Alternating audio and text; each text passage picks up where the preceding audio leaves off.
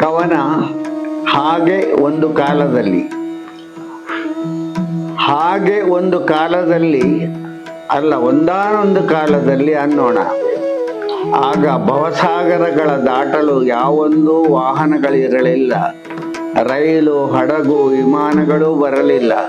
ಏಕೆಂದರೆ ಮೊದಲು ಭವಸಾಗರ ದಾಟಲು ಬರೆಯ ಕೇವಲ ಕಾಲು ನಡಿಗೆ ಇತ್ತು. ನದಿ ಇದ್ದರೆ ದೋಣಿ, ದೋಣಿ ಇದ್ದರೆ ನಾವಿಕ. ಕಾಲು ನಡಿಗೆ ಕೊನೆಗೂ ಸಾಗಿ ಕಾಶಿಗೋ ಹರಿದ್ವಾರಕ್ಕೋ ಮುಖ ಮಾಡುತ್ತಿತ್ತು. ಹಾಗೆ ನಡೆದವರ ಕಾಲು ನಡಿಗೆ ನಿಂತು ಅಕಸ್ಮಾತ್ತು ಹಾಗೆ ಹೋದವರೆಲ್ಲ ಪುಣ್ಯಕ್ಷೇತ್ರ ನಿಜವಾಗಿ ತಲುಪುತ್ತಿರಲಿಲ್ಲ.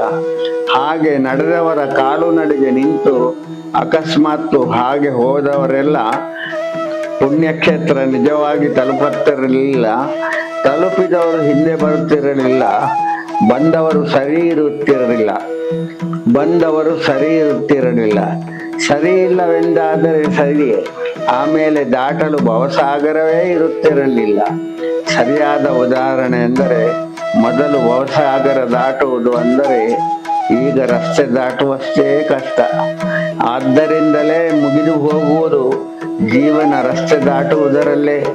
ಭವಸಾಗರದ ಬದಲು ಮಕ್ಕಳ ಅನ್ಯ ಭಾಷೆಯ ಶಾಲೆ ಮುಟ್ಟಿಸುವಾಗಲೇ. ಭವಸಾಗರದ ಬದಲು ಮಕ್ಕಳನ್ನು ಅನ್ಯ ಭಾಷೆಯ ಶಾಲೆ ಮುಟ್ಟಿಸುವಾಗಲೇ.